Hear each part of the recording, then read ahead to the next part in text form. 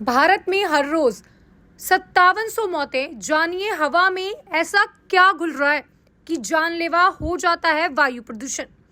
क्या आपको पता है कि दुनिया में होने वाली हर 8 में से एक मौत का कारण वायु प्रदूषण होता है। एक तरफ से वायु प्रदूषण तंबाकू से भी ज्यादा खतरनाक होता है। State of bank global air 2024 की रिपोर्ट बताती है कि 2021 में दुनिया भर में तंबाकू की वजह से अनुमानित 75 से 76 लाख मौतें हुई होंगी, जबकि वायु प्रदूषण के कारण 81 लाख मौतें यानी दुनिया में 12% मौतों का कारण जहरीली हवा है। वहीं दुनिया भर में हर साल 1 करोड़ से ज्यादा मौतें हाई ब्लड प्रेशर के कारण होती है। ये बातें इसीलिए चिंता बढ़ाती है क्योंकि राजधानी दिल्ली में एयर क्वालिटी इंडेक्स AQI का स्तर 500 के करीब पहुंच गया है। यानी अब यहाँ AQI गंभीर की श्रेणी में आ गया है। जब ये गंभीर की श्रेणी में आ जाता है तो अच्छे खासे तंदुरुस्त लोग भी बीमार पड़ जाते हैं। ये रिपोर्ट बताती है कि सबसे बड़ा रिस्क PM 2.5 है।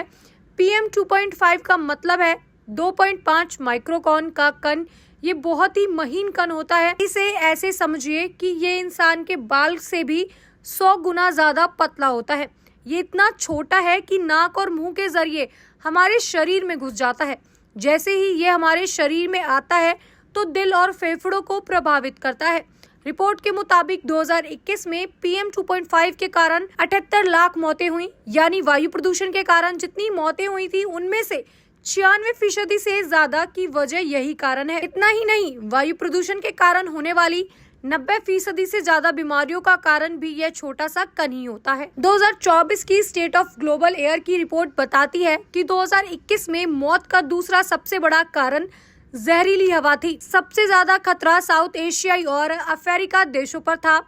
रिपोर्ट से पता चलता है कि 81 लाख मौतों से भी 58% की वजह वातावरण में मौजूद प्रदूषण रहा, जबकि 38% मौतें घरों के अंदर मौजूद प्रदूषण की वजह से हुई।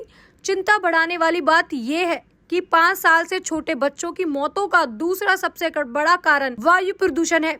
इतने छोटे बच्चों की मौतों की सबसे बड़ी वजह है, जबकि वायु प्रदूषण के कारण 2021 में 5 साल से छोटे 7 लाख से ज्यादा बच्चों की मौतें हुई। इतना ही नहीं, साउथ एशिया और अफ्रीका देशों में जन्म के बाद पहले महीने में होने वाली 30% से ज्यादा मौतों का कारण भी जहरीली हवा ही होती है। एक अनुमान के मुताबिक भारत में हर साल तंबाकू की वजह से 10 लाख के आसपास लोग मारे जाते हैं, जबकि वायु प्रदूषण के कारण 21 लाख लोग मारे गए थे, यानी लगभग 2 गुना।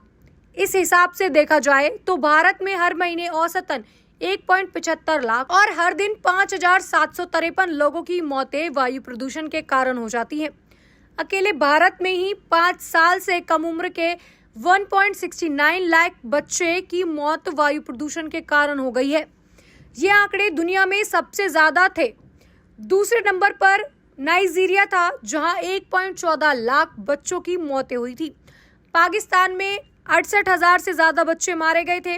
रिपोर्ट बताती है कि वायु प्रदूषण के कारण होने वाले अस्थमा 5 से 14 साल की उम्र में बच्चों के स्वास्थ्य पर बुरा असर डालता है। 15 फरवरी 2013 को लंदन की रहने वाली 9 साल की एला क्रिस्बी जेबा की मौत अस्थमा अटैक से हुई थी। वो दुनिया की पहली शख्स हैं जिनके डेथ सर्टिफिकेट में मौत की वजह वायु प्रदूषण दर्ज है। रिपोर्ट के मुताबिक दुनिया में सबसे जहरीली हवा साउथ अफ्रीका देशों में है। वायु प्रदूषण के कारण दुनिया में जितनी मौतें होती हैं उनमें से आधी से ज्यादा सिर्फ भारत और चीन में हुई थी। चीन में 23 लाख तो भारत में 21 लाख लोगों की मौतों का कारण वायु प्रदूषण रहा। हवा में मौजूद PM 2.5 सबसे बड़ा खतरा है क्योंकि इससे बेमौत की लोग मारे जाते हैं और हार्ट डिसीज, लंग कैंसर जैसी बीमारियां बढ़ रही हैं। भारत में हर 1 लाख आबादी में से 148 की मौतों का कारण वायु प्रदूषण है। ये वैश्विक औसतों से कहीं ज्यादा है। PM 2.5 में नाइट्रेट और सल्फेट एसिड, केमिकल मैटेरियल और धूल मिट्टी के कण होते हैं। ये कण इतने छोटे होते हैं कि फेफड़ों में काफी अंदर तक घुस सकते हैं और गंभीर रूप से बीमार कर सकते हैं। इस कारण दिल और फेफड़ों की बीमारी से जूझ रहे लोगों की मौतें भी हो सकती हैं, जबकि स्वस्थ लोगों को इससे हार्ट अटैक, अस्थमा और फेफड़ों से जुड़ी बीमारियां हो सकती हैं। इसी साल जनवरी में एक स्टडी आई थी जिसमें दावा किया गया कि दुनिया भर में PM 2.5 की सबसे ज्यादा मात्रा भारत में आई है। वहीं दिल्ली में इसकी मात्रा सबसे ज्यादा है।